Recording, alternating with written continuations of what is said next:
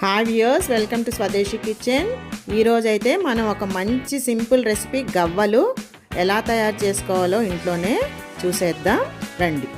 So దీనికోసం ముందుగా నేను ఒక 1/2 kg మైదా, ఒక 2 టేబుల్ స్పూన్ల బొంబాయి రవ్వ తీసుకొని మెత్తగా కొద్దిగా బటర్, కొద్దిగా సాల్ట్ వేసుకొని పూరీ పిండిలాగా కలుపుకున్నానండి. దాన్ని ఒక 2 hours అలా నానబెట్టిన తర్వాత గవ్వల చెక్కతో గవ్వలు చేసుకోవాలి. సో ఈ గవ్వల్ని కళాయిలో ఆయిల్ పెట్టుకొని చక్కగా వేయించుకోవాలి. రెడ్డిష్ బ్రౌన్ కలర్ వచ్చే వరకు. తీసేటప్పుడు చక్కగా ఆయిల్ అంతా వడగట్టుకొని తీసుకోవాలి. ఈ గవ్వలన్నీ చల్లారే లోపు మనం పాకం తయారు చేసుకోవాలి.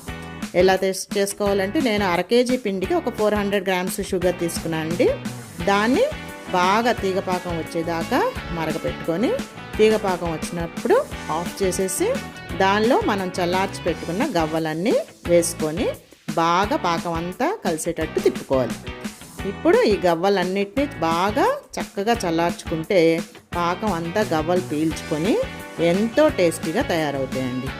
సో ఈ పాకం అంతా బాగా ఆరిపోయే వరకు ఆ గవ్వల్లో ఉంచేసి చక్కగా ఆరిన తర్వాత అన్ని గవ్వల్ని మనం ఒక డబ్బాలో స్టోర్ చేసుకొని సర్వ్ చేసుకోవచ్చు మనకు అవసరమైనప్పుడల్లా.